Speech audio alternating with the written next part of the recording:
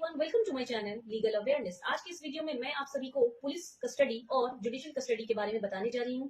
Police custody, judicial custody क्या है, इन दोनों में क्या डिफरेंसेस हैं और न्यू लॉ जो है, न्यू प्रोविजन किया गया है भारतीय नागरिक सुरक्षा संहिता, उसमें पुलिस कस्टडी से रिलेटेड क्या नया प्रोविजन किया गया है, इन सभी बातों को आपके सामने रखने जा रही हूँ। देखिए, जब पुलिस किसी पर्सन को अरेस्ट करती है, जब कोई एफआईआर लॉज होता है और उस पर्सन को पुलिस अरेस्ट करती है, तो अपने पास पुलिस कस्टडी में 24 आवर्स के लिए रखती है। लेकिन पुलिस को उस 20 आवर्स के अंदर, विद इन 20 आवर्स, मजिस्ट्रेट के पास उस अरेस्टेड पर्सन को पेश करना होता है, सामने लाना होता है। पुलिस जब उस अरेस्ट पर्सन को मजिस्ट्रेट के सामने लाती है, तो मजिस्ट्रेट के पास मजिस्ट्रेट उसे या तो जुडिशियल कस्टडी में भेज देगा, मजिस्ट्रेट सीधे कोर्ट से जेल भेज सकता है। वहीं अगर पुलिस को ऐसा लगता है कि अभी इन्वेस्टिगेशन पूरी नहीं हुई है, फर्दर इन्वेस्टिगेशन की नीड है, तो police at that time magistrate से ये रिक्वेस्ट कर सकते हैं या एप्लीकेशन देंगे कि उन्हें 2 दिन, 5 दिन, 7 दिन, जो कि मैक्सिमम 15 डेज का हो सकता है, रिमांड के लिए रिमांड पे भेजा जाए। और अगर मजिस्ट्रेट को ऐसा लगता है कि फर्दर इन्वेस्टिगेशन की नीड है, तो मजिस्ट्रेट अपना जुडिशियल माइंड अप्लाई करके उस पर्सन को पुलिस कस्टडी में भी भेज सकते हैं, जो कि मैक्सिमम 15 डेज का हो सकता है।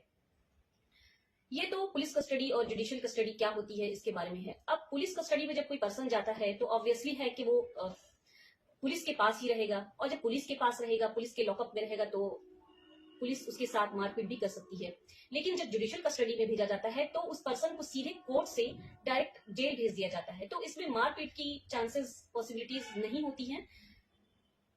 अब आइए जानते हैं कि जो न्यू प्रोविजन किया गया है भारतीय नागरिक सुरक्षा संहिता में पुलिस कस्टडी को लेकर, क्योंकि पहले जो प्रोविजन था सीआरपीसी में, उसमें यह था कि पुलिस इन्वेस्टिगेशन की किसी भी स्टेज में उस पर्सन को रिमांड पे ले सकती थी, जो कि 15 डेज, मैक्सिमम 15 डेज का होता था।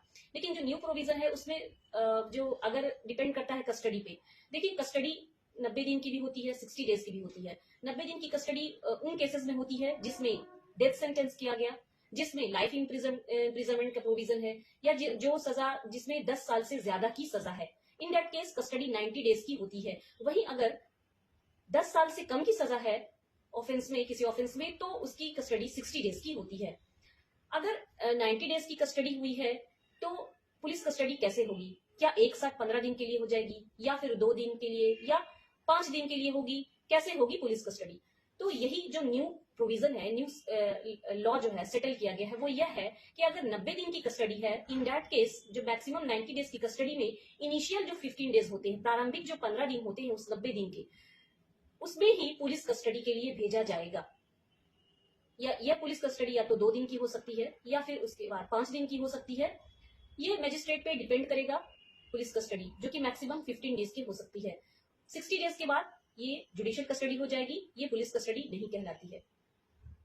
अब आते हैं इन केस 60 डेज की कस्टडी है। 60 डेज की कस्टडी में जो 60 डेज का पीरियड होता है, उसमें इनिशियल जो 40 डेज होते हैं, प्रारंभिक के 40 दिन जो होते हैं स्टार्टिंग के पीरियड के, उसमें एनी ऑफ 15 डेज, उस 40 दिन के इनिशियल 40 डेज के एनी 15 डेज में पुलिस कस्टडी होगी।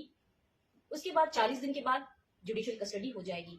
ये न्यू प्रोविजन किया गया है, पहले ये सीआरपीसी में इसका प्रोविजन नहीं था। पहले पुलिस किसी भी स्टेज में, इन्वेस्टिगेशन के किसी भी स्टेज में रिमांड पे भेज सकती थी, जो कि मैक्सिमम 15 डेज का होता था। लेकिन अब जो है, इसमें इनिशियल स्टेज में 90 डेज में, इनिशियल स्टेज में 15 डेज, और 60 डेज में अगर है, तो इनिशियल 40 डेज में किसी भी 15 डेज में पुलिस कस्टडी होगी।